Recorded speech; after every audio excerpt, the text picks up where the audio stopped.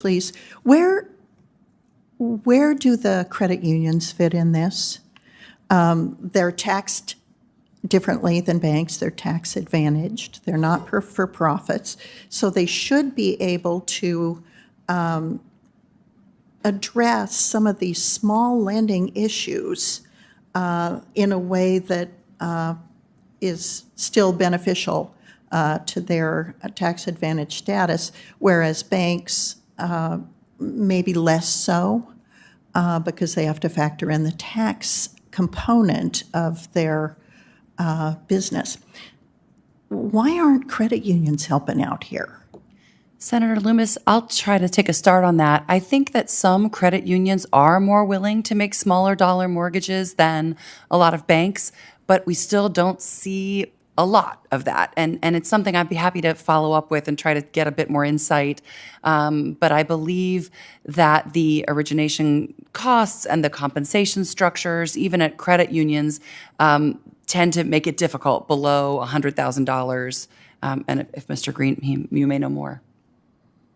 Yeah, I would concur with that point. I think that below a certain threshold, the fixed costs proportionately just make it much less desirable.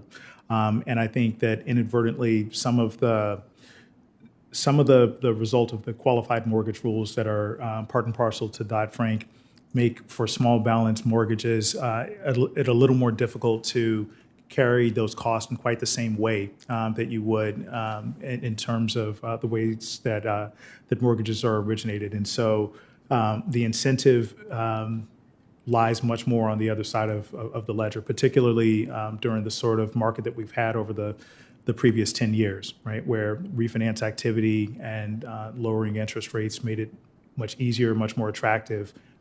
Just the opportunity cost of doing larger loans didn't leave a lot of oxygen in the room for smaller balance loans. So, Mr. Green, would it be advisable for us to consider a carve-out from Dodd-Frank for small-sized mortgages that provide a lesser regulatory burden and therefore a greater financial incentive for financial institutions to lend below the $100,000 level?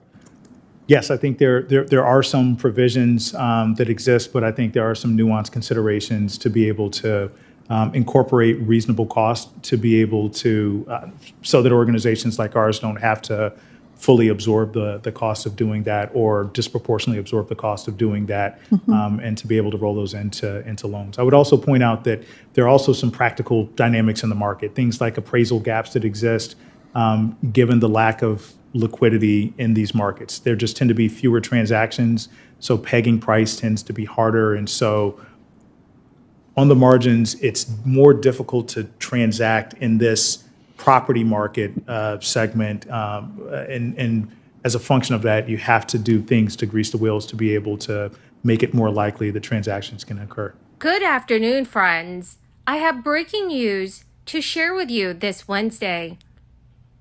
Our government is approving millions of dollars in funding to help shore up emergency assistance for low-income Americans.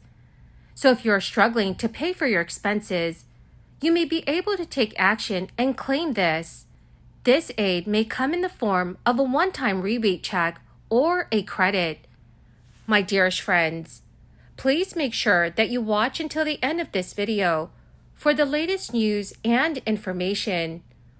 Also, in 2 days, I will be announcing more winners for the Walmart gift card giveaway.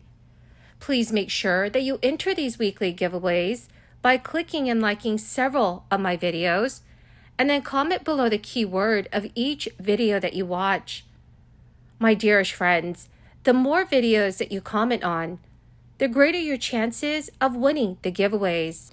Most homeowners today have mortgages with interest rates below 4% or even below 3% after moving or refinancing when rates hit record lows during the crisis.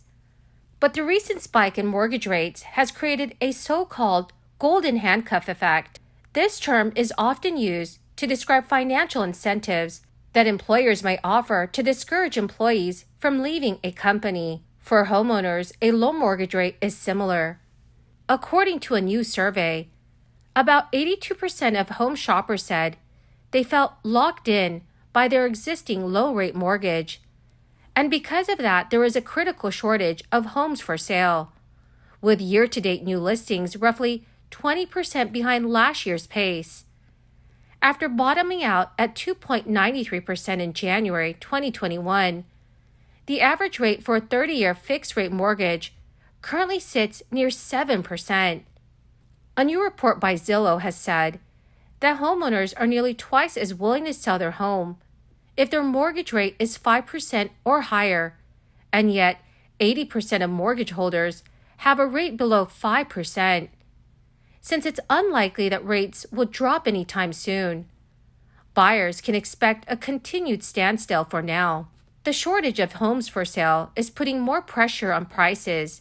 Between 1978 and 1981, mortgage rates similarly doubled from around 9% to more than 18%, compelling more homeowners to hold onto their homes.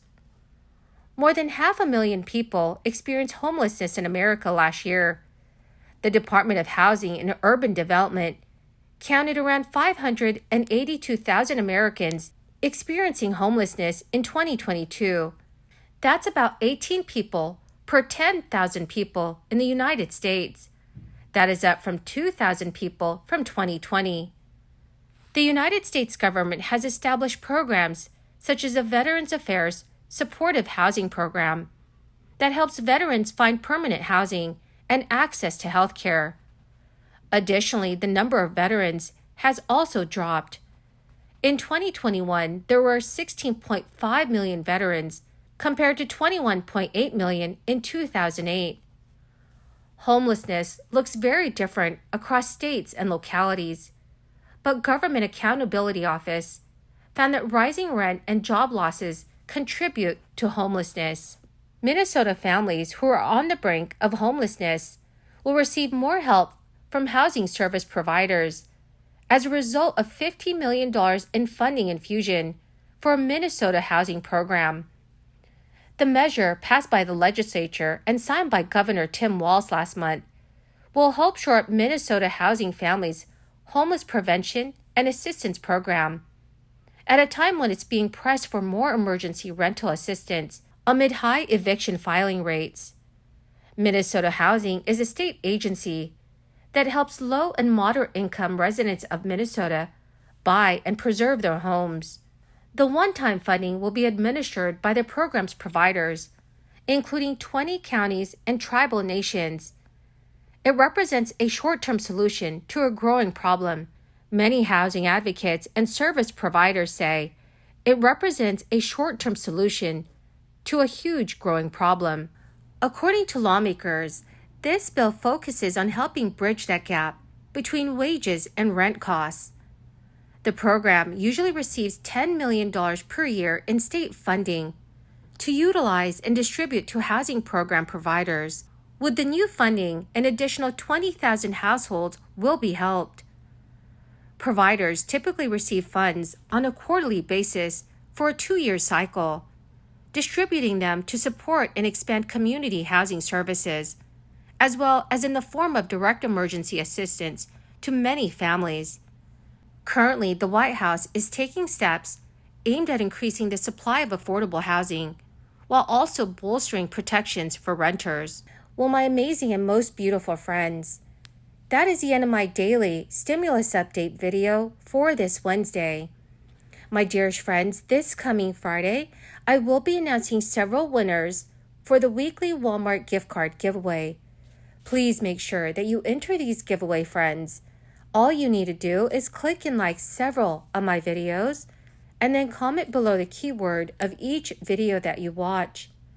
My friends, the more videos that you comment on, the greater your chances of winning the giveaways. Thank you so much and have a wonderful and very blessed week.